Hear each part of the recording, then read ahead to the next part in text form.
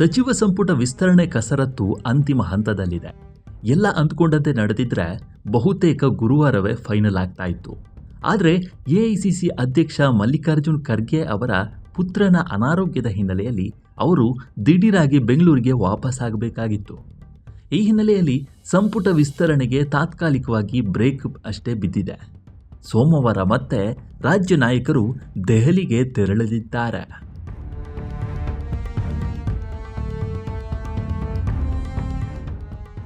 ಸಂಪುಟ ವಿಸ್ತರಣೆ ಚರ್ಚೆಗಾಗಿ ಹೈಕಮಾಂಡ್ ಬುಲಾವ್ ಹಿನ್ನೆಲೆಯಲ್ಲಿ ಸಿಎಂ ಡಿಕೆ ಶಿವಕುಮಾರ್, ಕೆಪಿಸಿಸಿ ಅಧ್ಯಕ್ಷ ಬಿಕೆ ಹರಿಪ್ರಸಾದ್ ಹಾಗೂ ಮಾಜಿ ಸಿಎಂ ಸಿದ್ದರಾಮಯ್ಯ ಅವರು ದೆಹಲಿಗೆ ತೆರಳಿದರು. ದೆಹಲಿಯಲ್ಲಿ ರಾಹುಲ್ ಗಾಂಧಿ ಜೊತೆಗೆ ಮೂವರು ನಾಯಕರು ಪ್ರತ್ಯೇಕ ಮಾತುಕತೆಯನ್ನು ನಡೆಸಿದ್ದಾರೆ. ಈ ಸಂದರ್ಭದಲ್ಲಿ ಅನೌಪಚಾರಿಕ ಚರ್ಚೆ ನಡೆದಿದೆ. ಆದರೆ ದಿಢೀರಾಗಿ ಖರ್ಗೆ ಅವರಿಗೆ ಬೆಂಗಳೂರಿಗೆ ಬರಬೇಕಾದ ಸನ್ನಿವೇಶ ಸೃಷ್ಟಿಯಾದ ಹಿನ್ನೆಲೆಯಲ್ಲಿ ಪೂರ್ಣ ಪ್ರಮಾಣದ ಚರ್ಚೆ ನಡೆಯೋಕೆ ಸಾಧ್ಯವಾಗಿಲ್ಲ.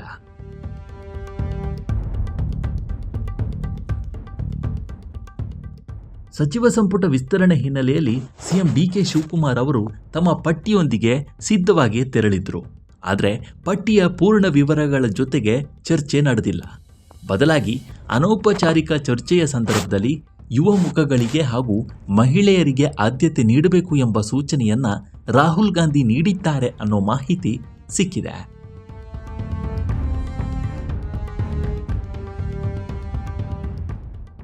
ಆದರೆ ಸಾಕಷ್ಟು ಆಕಾಂಕ್ಷಿಗಳು ಈ ಹಿಂದೆ ಸಚಿವರಾಗಿ ಇದ್ದವರಾಗಿದ್ದರು.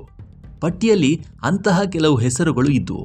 ಆದರೆ ಮುಂದಿನ 2 ವರ್ಷಗಳ ಕಾಲ ಗಮನ ಸೆಳೆಯುವ ಆಡಳಿತ ನೀಡುವ ನಿಟ್ಟಿನಲ್ಲಿ ಉತ್ತಮ ತಂಡದ ರಚನೆ ಆಗಬೇಕು ಎಂಬ ಸೂಚನೆಯನ್ನು ರಾಹುಲ್ ಗಾಂಧಿ ನೀಡಿದ್ದಾರೆ.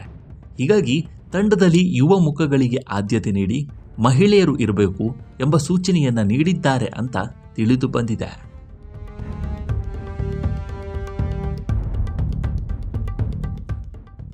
ಈಗಾಗಲೇ ಪ್ರಾದೇಶಿಕವಾರು, ಜಾತಿವಾರು, ಸಮುದಾಯವಾರು ಅವಕಾಶಗಳನ್ನು ಸಂಪುಟದಲ್ಲಿ ನೀಡಬೇಕಾಗಿದೆ. ಸಾಮಾಜಿಕ ನ್ಯಾಯ ಪಾಲನೆ ಮಾಡಬೇಕಾಗಿದೆ. ಯಾವುದೇ ಸಮುದಾಯವನ್ನು ಕಡೆಗಣಿಸುವ ಹಾಗಿಲ್ಲ. ಹಾಗಾಗಿ ಅಳೆದು ತೂಗಿ ಪಟ್ಟಿ ಅಂತಿಮಗೊಳಿಸಬೇಕಾಗಿದೆ. ಹೀಗಾಗಿ ಎಐಸಿಸಿ ಅಧ್ಯಕ್ಷ ಮಲ್ಲಿಕಾರ್ಜುನ್ ಖರ್ಗೆ ಅವರು ದೆಹಲಿಗೆ ತೆರಳಿದ ಬೆನ್ನಲ್ಲೇ ಸಭೆ ನಡೆಯಲಿದೆ.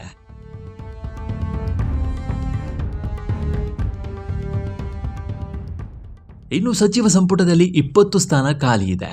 ಡಿಕೆ ಶಿವಕುಮಾರ್ ಜೊತೆಗೆ 13 ಮಂದಿ ಸಚಿವರು ಅಧಿಕಾರ ಸ್ವೀಕರಿಸಿದ್ರು.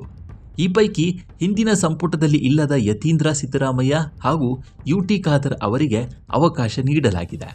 ಆದರೆ ಇದೀಗ ಬಹುತೇಕ ಹೊಸಬರಿಗೆ ಅವಕಾಶ ಸಿಗೋದು ಖಚಿತ ಆಗಿದೆ. ಆದರೆ ಸಿದ್ದರಾಮಯ್ಯ ಸಂಪುಟದಲ್ಲಿ ಇದ್ದ ಕೆಲವರು ಡಿಕೆಶಿ ಸಂಪುಟದಲ್ಲೂ ಕೂಡ ಸ್ಥಾನಕ್ಕಾಗಿ ಪ್ರಯತ್ನವನ್ನೇನೋ ನಡೆಸ್ತಾ ಇದ್ದಾರೆ. ಹೀಗಾಗಿ ಹೈಕಮಾಂಡ್ ಇದೆಲ್ಲದರ ಪಟ್ಟಿಗೆ ಯಾವಾಗ ಓಕೆ ಅನ್ನುತ್ತೆ ಮತ್ತು ಯಾರ್ಯಾರಿಗೆ ಮನ್ನಣೆ ಮಾಡುತ್ತೆ ಅನ್ನೋದನ್ನು ಕಾದು ನೋಡಬೇಕಾಗಿದೆ.